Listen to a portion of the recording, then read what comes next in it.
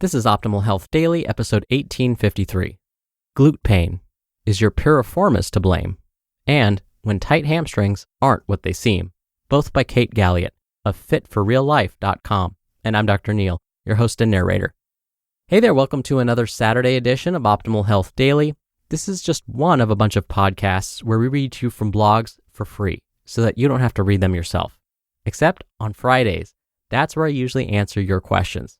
Now, to check out our other shows, just search for Optimal Living Daily wherever you're hearing this. Oh, and hey, if you're in the US, I hope you're having a wonderful holiday weekend. Now, today I do have 2 posts for you, and I do that when the posts are a bit on the shorter side. So let's get right to today's 2 posts and start optimizing your life. Glute pain. Is your piriformis to blame? By Kate Galliett of fitforreallife.com. You've developed glute pain. You did some research, and it seems like your piriformis is too short, too tight, or overactive, and that's the reason for your pain. While it may be true that your piriformis is short, tight, or highly active, often these are not the root of the issue. And treating these symptoms will only affect the symptoms, not the thing that is making you have symptoms, which means the symptoms will return again and again until the root issue is dealt with.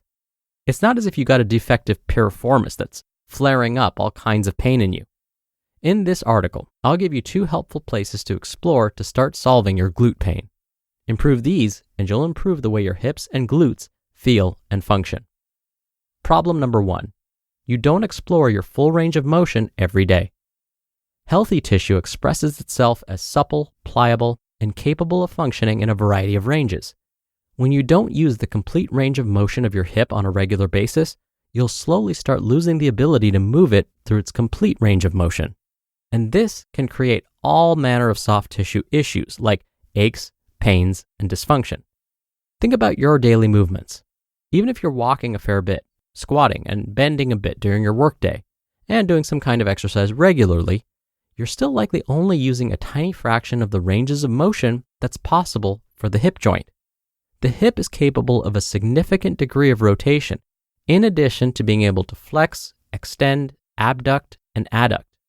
It's imperative that you move your hip through that range of motion regularly if you want to have the tissues that make up the hip and glute healthy and fully functional.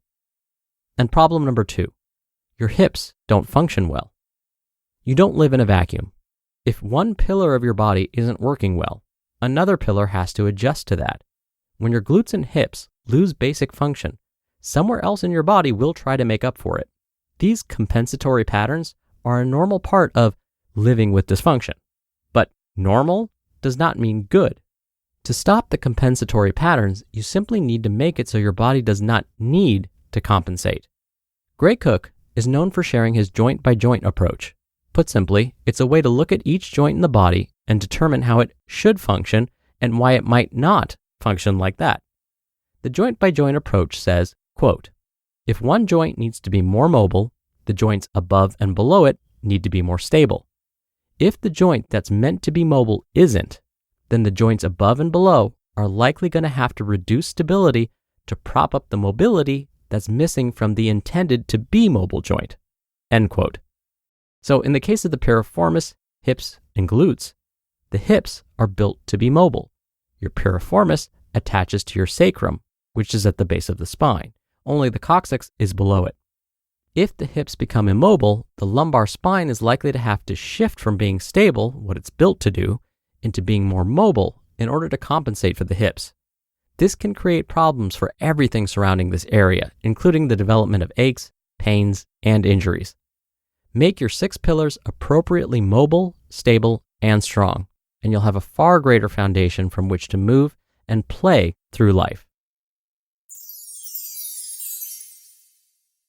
When tight hamstrings aren't what they seem, by Kate Galliett of fitforreallife.com.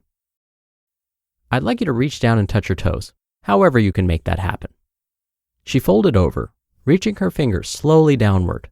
Eventually, she reached the floor, but only because she had bent her knees to a great depth in order to do so. As she returned to standing, I asked her, "Was that hard to do?" She nodded her head. As a high school golfer, coming off 2 years of solid state meet performances. She was trying to ever improve her technique, peak her fitness for the game, and remove any hurdles that stood in the way of her and best golfer status. I had been brought in to work with this athlete on what appeared to be a significant flexibility issue.